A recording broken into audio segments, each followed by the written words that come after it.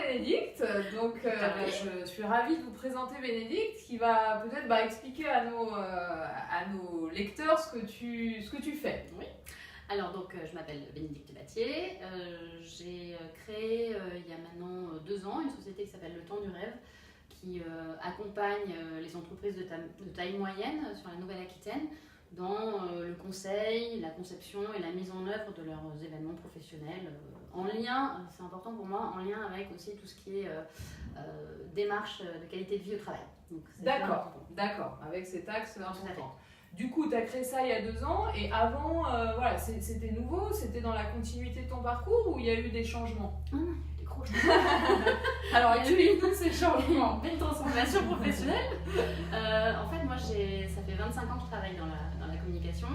Je travaillais à Paris, je travaillais à Londres, à Toulouse et je suis revenue à Bordeaux en 2004. D'accord. Donc j'ai intégré l'entreprise Cultura pour laquelle j'ai travaillé pendant presque 13 ans. Ah, donc en tant que salarié? En tant que salarié, j'étais chargée de communication, j'ai touché un peu à tous les domaines de la communication dans son ensemble, communication interne, opérationnelle, institutionnelle, événementielle, relations presse, enfin, j'ai balayé un gros éventail. D'accord. Et puis il y a eu une grosse cassure, rupture professionnelle qui m'a un peu poussée dans mes retranchements et qui m'a fait sortir de ma zone de confort. Des fois ça fait du bien. Ah oui. Mais ça a été assez important. Et du coup j'ai rebondi, j'ai bénéficié d'un bilan de compétences. D'accord. Qui m'a donné l'opportunité de me confirmer à moi-même que ce que je faisais, c'est ce que je voulais continuer à faire, donc c'est-à-dire organiser les événements. Donc que la nature de l'activité même te plaisait. Voilà, la nature de l'activité même au sein de l'entreprise me plaisait, sauf qu'à cette époque-là, il n'y avait plus de place pour ce type d'activité dans l'entreprise. Du coup, on est parti sur une rupture conventionnelle. D'accord. D'où le mot rupture qui est quand même... ce terme-là, il est quand même assez violent, même si c'est en accord, il est fort.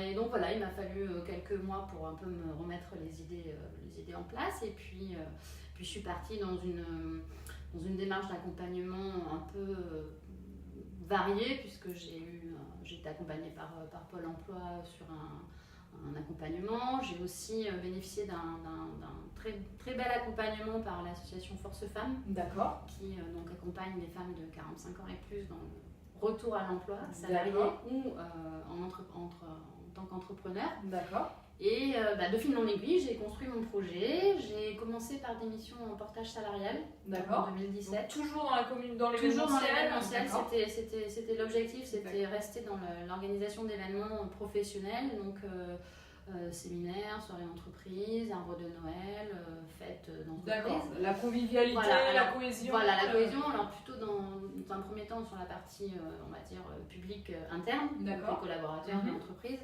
Et c'est vrai que dans mon ancienne vie, j'ai aussi organisé des événements dédiés à un public externe, donc des inaugurations, des journées presse, des conférences de presse, des lancements de produits. Donc c'est vrai que voilà, j'ai un peu ces deux axes, mais c'est vrai que la partie collaborateur m'interpelle davantage. D'accord. Et donc du coup j'ai fait quelques missions en portage salarial qui se sont super bien passées. Et puis un des clients pour lesquels je travaillais à l'époque ne souhaitait pas passer par quelqu'un en portage salarial. Donc il a fallu que je mette un peu les bouchées doubles et que je dépose les statuts de ma société. C'était une opportunité qui t'a poussé encore plus loin. C'était plutôt un bon client et puis qui me suit encore aujourd'hui. D'accord. Au bout de 2 ans, donc ils sont fidèles. Qui t'a poussé encore plus loin. Voilà. Et puis du coup, j'ai créé Le Temps du Rêve le 25 octobre 1917. Le 25 octobre 2017. Oui, parce que ça fait quelques années. Ok, qu'est-ce que, dans ta transformation professionnelle, qu'est-ce qui aujourd'hui, si tu devais faire un bilan, qu'est-ce qui te viendrait en premier à l'esprit? Des regrets, au contraire? Non, aucun regret.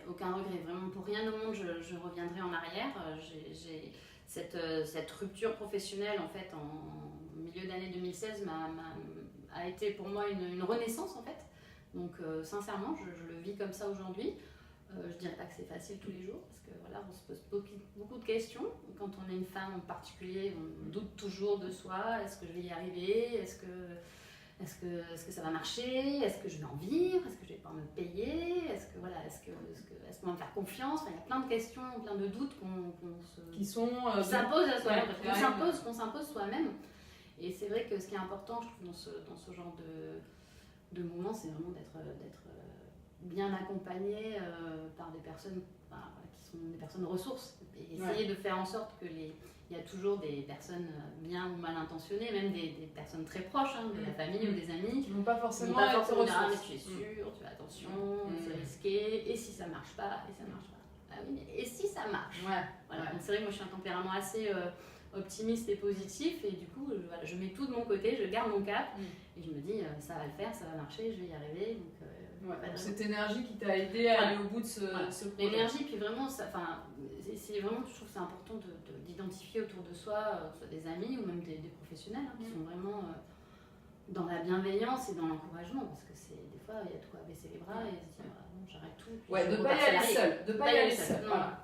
Donc si tu avais un conseil aux personnes qui nous regardent et qui hésitent, qui sont dans cette réflexion, qu'est-ce que ça pourrait être par rapport à ton vécu?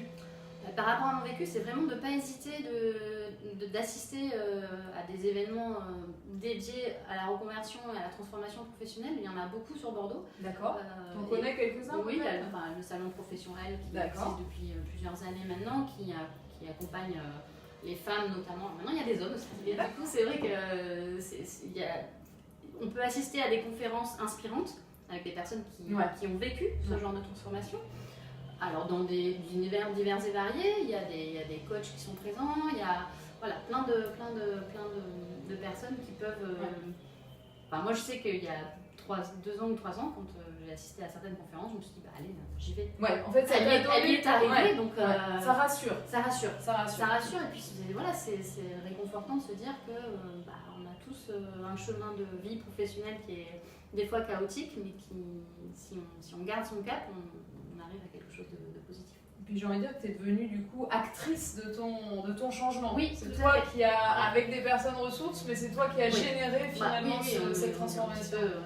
Si on n'y met pas un peu du sien, ça vient pas tout seul non plus. Bon, c'est important de le dire aussi. Il y a beaucoup d'obstacles. C'est important de dire que ça vient pas tout seul. Non, ça vient pas tout seul. Ça vient pas tout seul. Il y a vraiment beaucoup de réflexion, beaucoup de travail personnel aussi, de développement personnel à l'intérieur. C'est savoir ce qu'on vaut, ce qu'on sait faire, ce qu'on veut faire, ce qu'on veut plus faire. C'est vrai que c'est facile à dire comme ça, mais sans se poser réellement, on a du mal à y voir clair, et on peut être perdu dans ces cheminements, parce que ça peut dans tous les sens. Merci beaucoup Bénédicte, bravo pour cette belle transformation, et puis à très bientôt. À bientôt.